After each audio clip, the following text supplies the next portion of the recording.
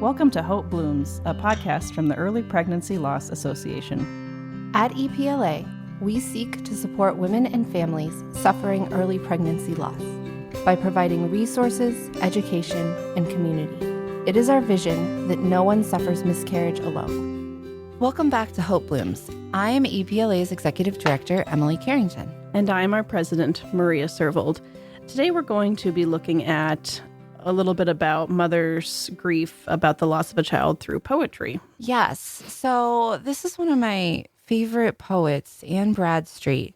And I'll give you a quick history of her in a second. But her poetry grabbed me in college. She writes from this position as wife and mother, and she's also a very good poet. Mm-hmm. And so the poems we're going to look at today are actually about infant loss. And they are, one is her grandchild, Elizabeth, and another is her grandchild, Simon.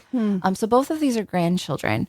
And so a little history of Anne Bradstreet. She, I believe, is the first published author of the New World, if not or maybe the first woman. She is a Puritan writer. She was born in England. And then she and her family and her husband's family, the Bradstreets and the Dudleys, came over on the Arbella in 1630. So it's a very early colonial time when there is a lot of uncertainty, danger, but also hope. And so she was involved in with all those early Puritans, and so It's interesting. I'm just struck briefly because infant loss would have been so much more common in general back then, and yet she has these moving pieces that talk about it and do set it apart as a sad thing, right? Even though it was something that happened much more back then, right. So these are. Yeah, so I've been wanting to look at these, and it's interesting. I came to her in college in a early American Lit class, and was really, really struck by her right away, and have held on to her. She's one of the few people 15 years later that you go back to. You'll pull the college book off the shelf again. Yes, exactly. Yeah. And I continue to go to her. And I think we can often over-categorize and simplify the Puritan sort of literary, I think the average person. I think one thing that struck me was sort of how deep and moving and in touch and dark this was. So, so that's sort of where we are contextually. I've got a lot of respect for her, and she's known a lot of sadness. The book we're reading out of, we'll put in the comments, and I'll have direct links to the poems. They're very available.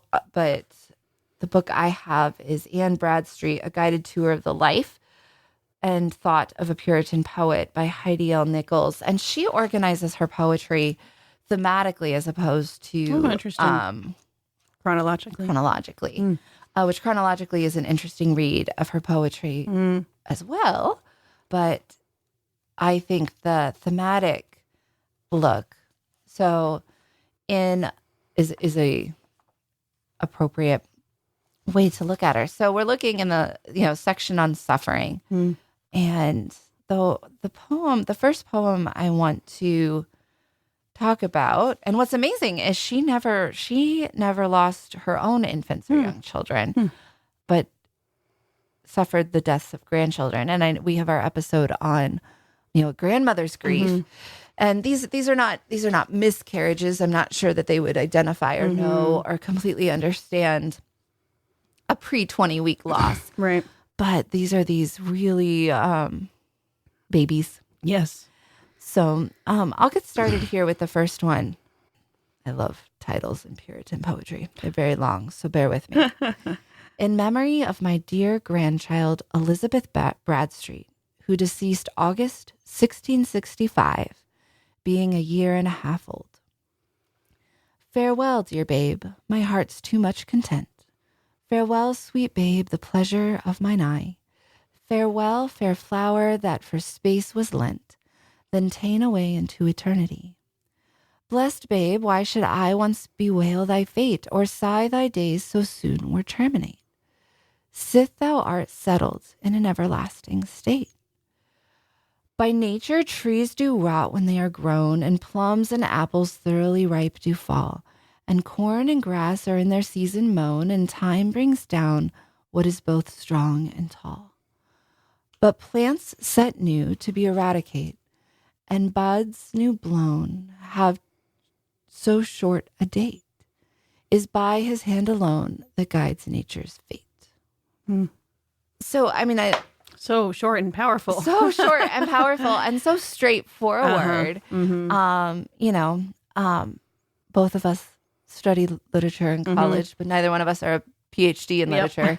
But it's something I think that's really accessible. Yes. And you don't have to know. Yes. Well, and that's what, it's like good poetry. I feel like hopefully anyone could find something to identify with in it, Yeah. Which the images of things in nature. Yes. Disappearing and dying. And I kind of want to, we can go back to stanza 1, but stanza 2, I think is so powerful. Stanza 1 sort of this like balm to her soul. Yeah. But then stanza 2, and it's late fall here in Michigan, and we still have beautiful days. And there's these like trees, like we're way past peak. Peak fall in Michigan was a few weeks ago. But then every once in a while, you'll have like a few trees that were like late shows. Yeah, and they're hanging on. And hanging on. We were driving home from church the other day, and my husband was like, those 3 trees are beautiful. They're just like 3 bright red trees. And they just show up. And so there's a lot of, the world right now is sort of crying out, right, to the death and the change of seasons. So by nature, trees do rot when they are grown. I mean... Even trees. I mean, and she's standing, thinking about this imagery of trees and like colonial New England. Right. There are a lot of trees. Yes. A lot of trees. And a lot of old trees surrounding her. But realizing even those old, tall, strong trees die and rot. And plums and apples thoroughly ripe do fall.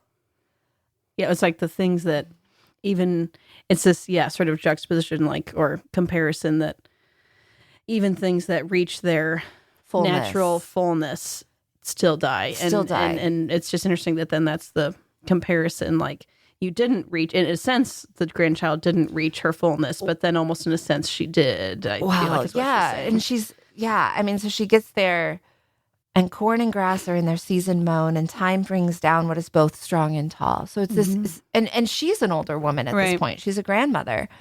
So she's sort of, there's an acceptance we have with this circle of life that is still sad, but the sadness is different. And then there's this line, but plants new set to be eradicate, and buds new blown to have too short a date. Yeah. Is by his hand alone that guides nature and his fate. So just realize that this is sort of I don't know. She's saying that it is God's hand alone that guides nature and his fate. And so she's sort of acknowledging, I think simultaneously, that there is nature and nature's course, but there is also nature's God. Right. Right. And that's a really hard... Like she's like, some things you can see the natural progression and expect what they're going to do. Like trees get old and die, but then sometimes things are different. And, yeah. But she's still trusting God's providence in an amazing way, which I think circles back around. I think it's interesting because in some ways it feels like she ends the poem so hopelessly. I don't know if that's hopeless. Hard, right? Yeah. Yeah. I do think she finds comfort in that, but also that's a hard comfort. Right. But then that circles back around. Farewell, dear babe, my heart's too much content. Farewell, sweet babe, the pleasure of mine eye. Farewell, fair flower, for that space was lent, then ta'en away into eternity. Blessed babe, why should I once bewail thy fate or sigh on the days too soon terminate, sith thou art settled in an everlasting state? I love that part about the lent space. Yeah. Like you had a place here, but it was like you're borrowing it, which is kind of true for all of us, right? Right. Yeah. Right. Fair flower for that space was lent. Mm-hmm. Like not taking away from the beauty of it while it existed. Right. Yeah. Like not to say that it was not worth the short time or something. Yeah. Well, and I am just struck and love like how much joy and delight she had in this baby. Mm-hmm. I think sometimes too we can forget people before us are human people. Yeah, you know what I mean? Like I'm just picturing this grandmother delighting in a giggling, like a 1.5-year-old, a giggling baby, and how much pleasure she took from that child, and sort of this understanding that you've passed, but the world sort of keeps. It's like we've talked about. I think we've talked about this before. You know, sort of there's life after death, and that, of course, that she is clearly pointing to eternity in heaven, but also there's life after death for the rest of us as we have to continue forward. And I think that Lent space sort of points to that. Yes. Like, you are here for a brief moment, and we will march on and enjoy that you are a fair flower. Yep. And that there does seem to be some sort of temporal hope under that too, that you can move forward even though the life was brief. You know, spring fades away, right? Yep. But we still enjoy its beauty. And we still enjoy. So there was another poem too that she wrote about the loss of another child. And this is a very young baby. He was a month old, a month and 1 day. And I guess I'll just dive in and we can go there. On my dear grandchild, Simon Bradstreet, who died on 16 November, 1669, being but a month and 1 day old. No sooner come but gone and fallen asleep, acquaintance short, yet parting caused us weep.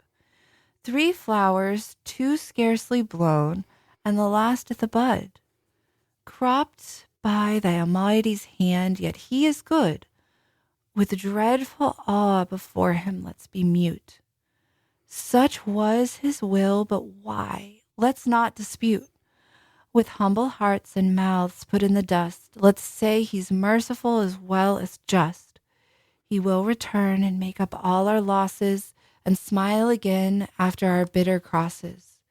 Go, pretty babe, go rest with sisters twain. Among the blessed and endless joys remain. So, quick history here. This is the 3rd grandchild she has lost. She had lost Elizabeth in 1665. Anne, her namesake, died at 3.5 in 1669. And then she lost same year, 1669, she lost a baby. And I'm actually looking if all of these were from the same family. Sorry for my pause in reading here. The 2 who died in 1669 were from Samuel and her son Samuel and his wife Mercy. And Elizabeth was the oldest of Samuel and Mercy. Oh, wow. Okay. So these are, we didn't read the poem of the loss. She did write a poem as well for the 3.5-year-old. But for our purposes, I was looking at infant death. The line that strikes me and that I love in this as a miscarriage mom is no sooner come but gone and fallen asleep. And I just feel like that so, I mean, it's literal, but it's succinct and it wraps up exactly the miscarriage experience. Right. Yes. I mean, it's like by the time, I mean, that's something lots of people have talked about who we talked to. It's like, you know, you're going to that ultrasound with the hope and knowing something's there and then being told it's not, right? Like no sooner did you know than it was gone. Right. Mm-hmm. And fallen asleep, acquaintance short, yet parting caused us weep. We talk about this, like she talks about, you look at this first baby who she knew for a year and a half and how she's a flower and a joy. And she had pleasure in her. Mm-hmm. And this baby, she's admitting, like, I don't even know who you are. Right. She describes him as a bud, like not even a flower that's bloomed yet. The last ith a bud.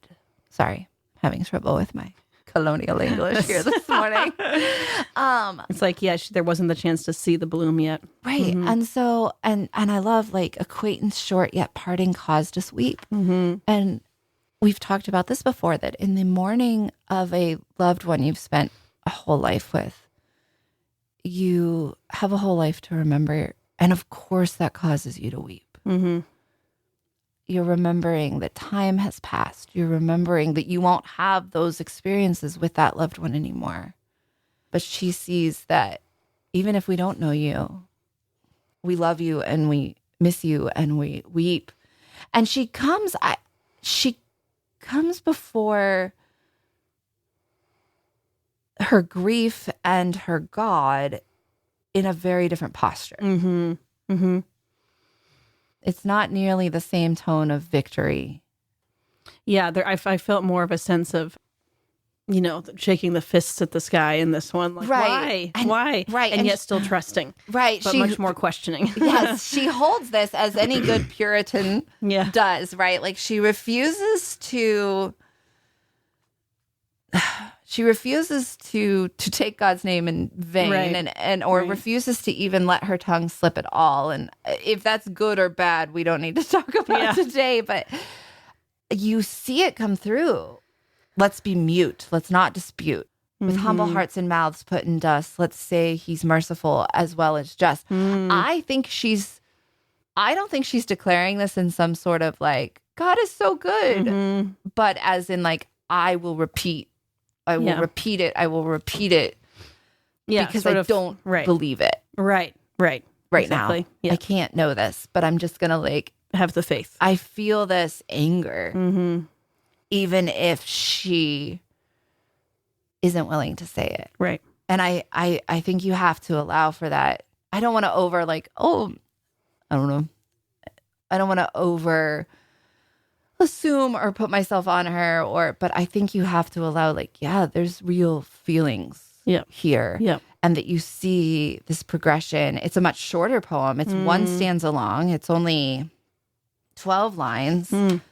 I guess the last one was only 14, but it was these two stanzas that sort of pictured this flower and this life and eternity and these thoughts of hope. And this one's assuming, I think what's interesting, this one's sort of assuming the other half of the argument. Right. Like, let's not dispute this. God is good. Let's just say he's merciful and just. That means someone somewhere, either her or her children or everyone experiencing this grief, is feeling that he's not. Right. She wouldn't need to say it. Right. But then she also moves into sort of this heavenly realm again and is becoming more desperate for it, which I think is a fair feeling. But I think that it's important that we see her anger in this as well. Well, and it's just so identifiable, that the feeling. And the day we're recording this is November 15th, and you said that said November 16th. So it's like almost exactly 400 and something years ago, which is amazing. And it's, that's what's so beautiful about the written word, is that someone could be in a completely different situation, in a completely different time, and yet there's this human experience that crosses through time. Yeah, and this would have been a really cold, difficult time. And so I appreciate the difference between those two, the sort of different feeling you can see, and yet she still has trust in God through both situations. Yeah, she's clearly experienced deep grief. I think it's also interesting and beautiful that each of these occasions, and she does this as a writer, she marks every sort of major life event with a poem. Mm-hmm. And I think that's such a powerful expression. And, and this is 400 years ago, almost 400 years ago. And, I think sometimes we underestimate what women were capable of doing. Yes. Especially when it comes to literature. Yeah. And that she also doesn't, she has a whole pile of works that are not wife and mother content.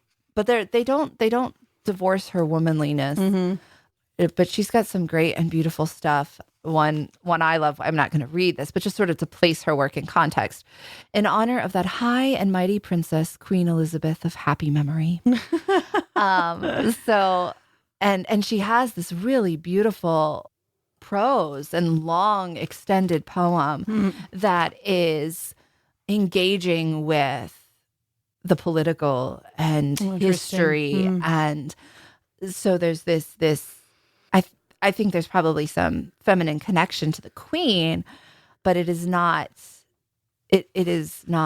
necessarily wife and mother content. Right. She is a poet.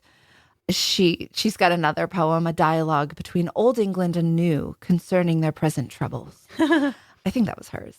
And and then I think she wrote it under an anonymous pen name, it looks like. Okay. And I'm looking in this book, and all of the footnotes to make sure I understand what's going on are quite significant. Yeah.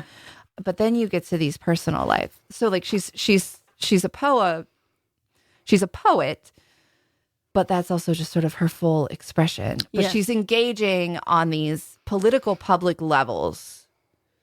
Yep. That I think sometimes we are, I don't want to get into this, but sometimes we assume women didn't engage on. Right. Especially in that time and place. Right. And I would argue they engaged way more than we realized.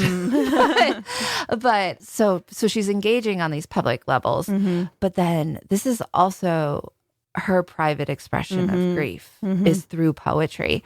So we often talk about how are ways that we can express grief. Yeah.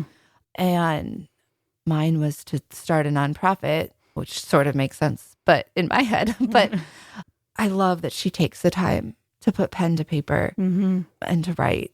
And we have an earlier episode on poetry, on Irish poetry, looking actually at actual miscarriages and some more modern poetry. But I've had, even though her work isn't miscarriage, this loss of child and this grief and this timelessness, I think is important for us to realize. Yes, totally. That it really helps with the you're not alone feeling, like this has been happening forever. I know. And I feel like literature is so important and that we can't get detached from that. I think we can read a million mommy blogs. Yep. And we have a blog, and I think our blog is good, but I think we can give this advice and talk about our own experiences and our own stories. But I think normalizing that grief in literature throughout all of history is such an important way to connect. So I think I would love to know if anyone else has run into any other poetry or literary expressions of loss. And it's funny that Anne Bradstreet sort of chose me. I don't know. It happens, right? And at different parts of my life, different parts of her works have been, I need to reread some of her, being reminded, even if I don't necessarily, I'm not a Puritan. I'm not even if I don't line up with her, I think sometimes, and I think we can do this to the Puritans. Put them in a box. Yeah. Decide they're kind of a boxy, I don't know. Anomaly. Yeah. And really we have a lot of Puritan heritage and history, and probably share more than we realize we do with them.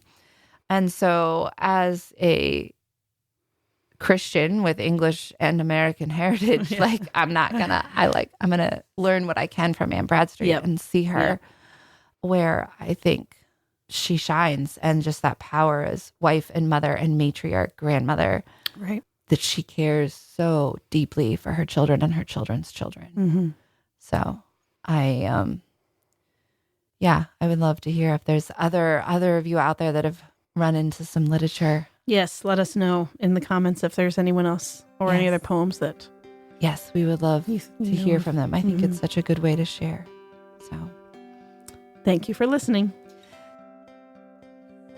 Thank you for listening to Hope Blooms, a podcast from the Early Pregnancy Loss Association. To learn more about how we and you can support women suffering early pregnancy loss, visit our website at miscarriagecare.com or find us on Facebook, Instagram, and Twitter.